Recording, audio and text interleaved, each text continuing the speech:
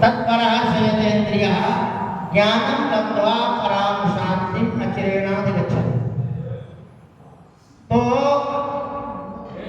प्रसंग में ये बात हो रही थी कि भगवान श्री रामचंद्र का जो काव्य है जिसका नाम है श्री रामचरितमानस, उस रामचरितमानस की रचना करने के लिए गोस्वामी तुलसीदास जी ने, आप लोग आपस में वार्ता करो तो हम बंद कर दें, यदि सुनना नहीं है तो हम क्यों चिल्लाएं बिना मतलब। तो गोस्वामी जी ने कहा वर्णानाम अर्थसंगानाम रसानाम छंदसावपि मंगलानाम च कर्तारं वंदे वाणी विनायकं। तो गोस्वामी तुलसीदास जी जो वाल्मीकि मुनि के अवतार हैं वो कह रहे हैं वर्णानाम। वर्ण कितने होते हैं? 25 वर्ण होते हैं, उनको कहते हैं स्पर्श वर्ण। कादयो मावसाना स्पर्शा। कोई व्याकरण का विद्यार्थी है वो समझेगा। का से लेकर के मां तक 25 वर्ण होते हैं। कादयो मावसाना स्पर्शा। ऊचू टूटू पू। का वर्ग, चा वर्ग, टा वर्ग, ता वर्ग, पा वर्ग। ये 5 वर्ग में 5 अक्षर होते हैं। तो 5 वर्गों का जो बनता है उसको बोलते हैं स्पर्श वर्ण। वो कितने होते हैं? 25। और 4 वर्ण होते हैं ऊष्म वर्ण। कौन कौन? सा, रा, सा, था। ये ऊष्म वर्ण होते हैं। और 9 वर्ण होते हैं जिनको स्वर वर्ण कहते हैं। आयोण विस्तृत एवं ऐ औ। आ ई उ ऊ ए ऐ ओ औ। ये 9 वर्ण होते हैं जिनको स्वर कहते हैं। अब ये जो स्वर वर्ण होते हैं वो हर एक वर्ण के साथ में लगते हैं तब वर्णों का उच्चारण होता है। तो महाराज कह रहे हैं वर्णाना। और 3 वर्ण और होते हैं का, पा, य। ये जितने वर्णों का समुदाय है उसको कहते हैं वर्णानाम अर्थसंगानाम। और उनका अर्थ का जो समुदाय है, अब वर्णों का अर्थ होता है। कोई भी वर्ण है वो निरर्थक नहीं होता है। जैसे आपका नाम केशव है, किसे रख दिया? केशव। अब आपको कोई पूछेगा मेरा नाम केशव है तो केशव का क्या अर्थ होता है? तो आप क्या बताओगे? केशव माने क्या होता है? किसे पता है? केशव का अर्थ होता है ब्रह्मा विष्णु महेश। और जिसको व्याकरण का ज्ञान नहीं वो बोलेगा केशव माने तो विष्णु होता है। केशव माने होता है ब्रह्मा विष्णु महेश, तीनों देवताओं को बोलते हैं केशव। इसलिए क्या कहते हैं? कृष्ण केशव, कृष्ण केशव, कृष्ण केशव पाहि मां, राम राघव, राम राघव, राम राघव पाहि मां। तो हे कृष्ण, हे केशव। अब आप बार-बार एक व्यक्ति के नाम को पुनरावृत्ति कर रहे हो। हम आपके नाम को बार-बार कहें तो शास्त्र में उसको पुनरुक्ति दोष कहते हैं। क्या दोष है? पुनरुक्ति दोष। एक शब्द को बार-बार कहना पुनरुक्ति दोष कहलाता है। तो गोस्वामी जी कह रहे हैं जो वर्णों का समुदाय है।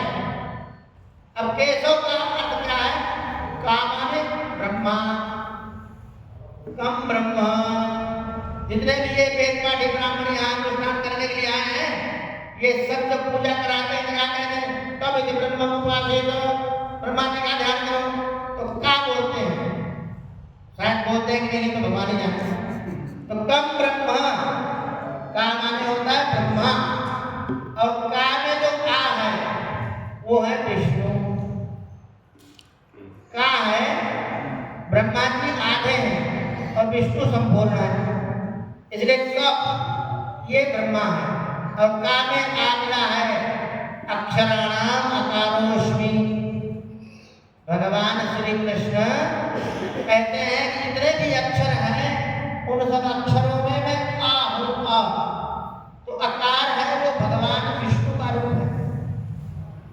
आ के बिना आप कोई शब्द को बोल नहीं सकते। आप कुछ भी बोलोगे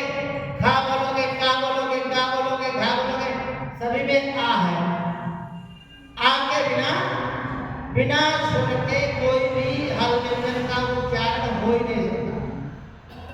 तो का माने ब्रह्मा, आ माने विष्णु और ईश माने होता है शंकर। इसलिए उनको क्या बोलते हैं? गिरीश। गिरिजा के जो ईश है वो गिरीश है। गिरीश माने महादेव। सुरेश माने क्या होता है? सुरेश माने होता है इंद्र। सुर और ईश दोनों का गुण संधि हो गई, आत्मा सूत्र आ जाता है कि अवर्ण से सवर्णीय पड़े हो तो गुण हो जाए। तो व्याकरण का नियम है कि कोई भी आके पड़े ई हो, ओ, ए हो, ओ हो तो उसको गुण हो जाएगा। फिर एक दूसरा सूत्र भाग के आता है कि ना गुण नहीं होगा, वृद्धि होगी। वृद्धि कैसे होगी? बोले हमको 4 जगह दी गई है, वृद्धि राधईच। जहाँ ए होगा, आई होगा, ओ होगा, औ होगा, वहाँ गुण नहीं होगा, वहाँ वृद्धि होगी और बाकी जगह गुण होगा। तो 5 जगह तो गुण होगा। अब आप पूछो गुण क्या है? तो कहते हैं आद गुणः, अदेन गुणः, अतएव। अतएव गुण माने जो आ से लेकर के आयुण एको, ये गुण है। अब जो केशव शब्द है, केशव शब्द में का है, आ है और ईश है। ईश माने होता है भगवान शिव। तीनों को गुण हो गया, क्या हो गया? केशव। अब का में आ था, इधर ईश था, तो के कैसे हो गया? इधर तो का था, इधर ईश था, तो का और ईश होना चाहिए। तो सूत्र आता है आ गुणः। वो कहता है कि आ से पड़े अगर ई है तो ए हो जाए। तो आ में जो का में जो आ है उसको ए हो गया, तो क्या बन गया? के। अब जो आ और ई मिल करके ए हो गया, तो क्या बन गया? के। आगे ईश है, सकार में उकार उपा हो जाता है तो हो जाता है केशव। तो केशव माने ब्रह्मा विष्णु महेश। तो जो गोस्वामी जी कहते हैं वर्णानाम अर्थ संज्ञानाम, जो वर्णों का अर्थ है, समुदाय है, और वर्णों में रस होते हैं, 9 रस होते हैं। 9 रस हैं जो कहे गए हैं। करुण रस है, कातर रस है, श्रृंगार रस है, वीर रस है, हास्य रस है, अनेक प्रकार के रस हैं। तो कहते हैं रसानाम छंद शापति, और छंद के बारे में मैंने आपको बताया भी। छंद कहते हैं गायत्री, उष्णिक, अनुष्टुप, प्राति, पंक्ति, त्रिष्टुप, जति, छंदांसी।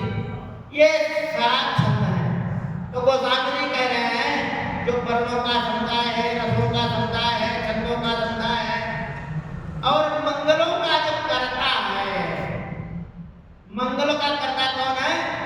वाणी और विनायक माने सरस्वती माता और गणेश जी महाराज।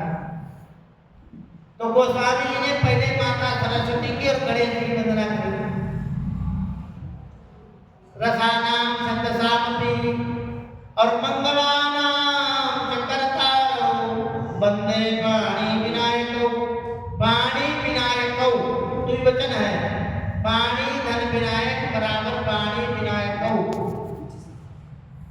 गोस्वामी जी महाराज ने रामचरितमानस में कुछ बाकी ही नहीं रखा, सब कुछ लिख दिया। तो कह रहे हैं कि कोई जो मंत्र होता है उसका एक अर्थ होता है। अब बम बम बम बोलते हो ना, ये मंत्र है। तो वर्णानाम अर्थसंज्ञानाम रसानाम छंदसामपि मंगलानाम कर्तारौ वंदे वाणी विनायकौ। याद हो गया? अब आगे चलो। भवानी शंकरौ वंदे श्रद्धा विश्वास रूपिणौ। अब गोस्वामी जी कह रहे हैं, मेन बात पर अब आए, कह रहे हैं मैं राम जी का चरित्र लिखने जा रहा हूं, और मैं अगर श्रद्धा और विश्वास मेरा अटक गया कहीं, तब तो ये चरित्र में लिख ही नहीं पाऊंगा। देखो, जहां श्रद्धा होती वही विश्वास होता है, और जहां विश्वास होता है वही श्रद्धा होती है। दोनों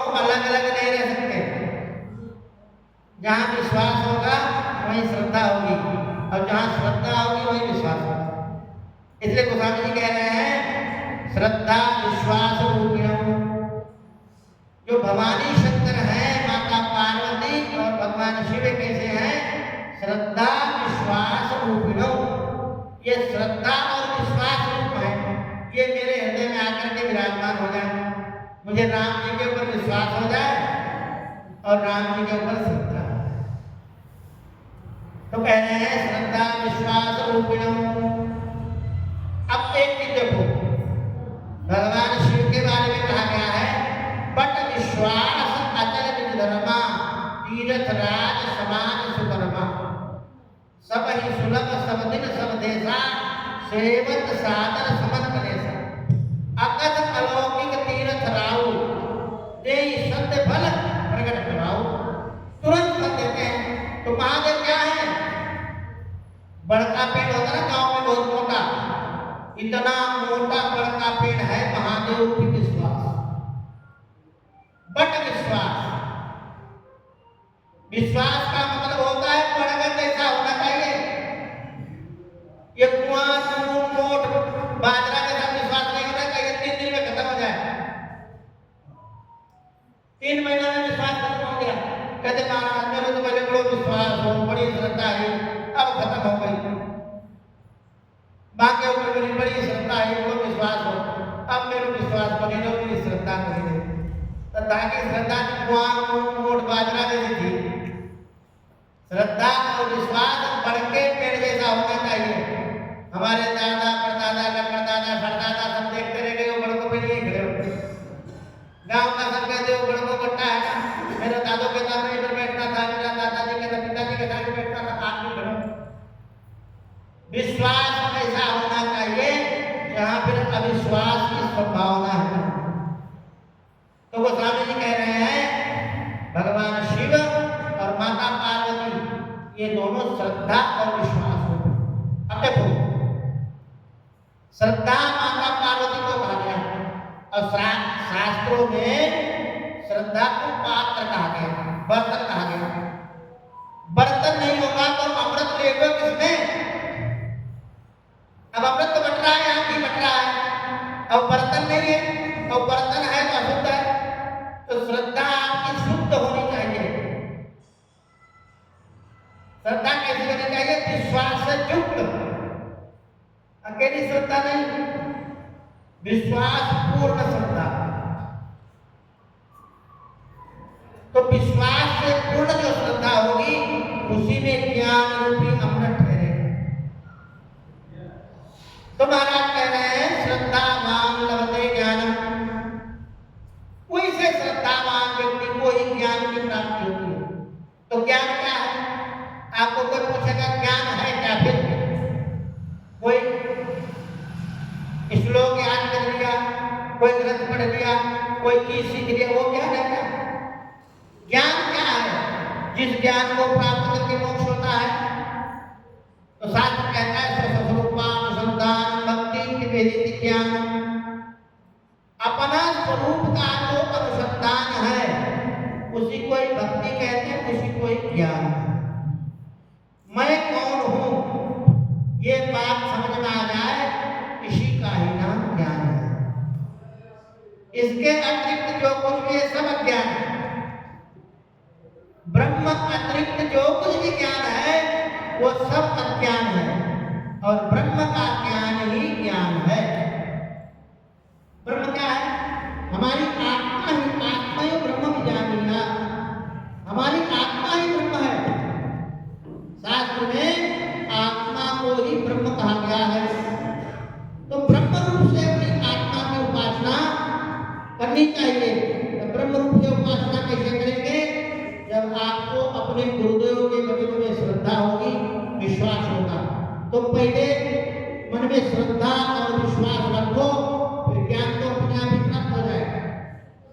श्रद्धा और विश्वास आने पर भगवान श्री कृष्ण कह रहे हैं अचिरेणाधिगच्छति, समय नहीं लगता है, तुरंत हो जाता है।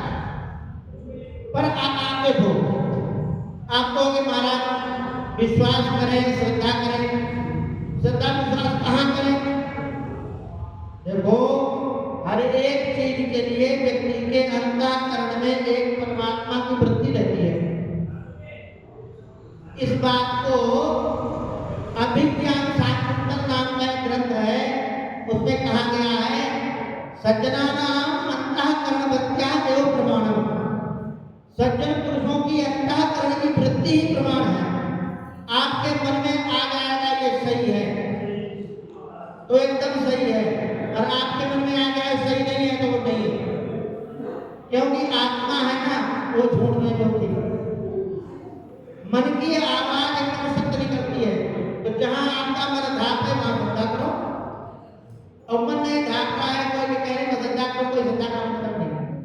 तो भगवान के विषय में श्रद्धा और शास्त्रों में श्रद्धा, इसी से ही मोक्ष की ज्ञान की प्राप्ति है।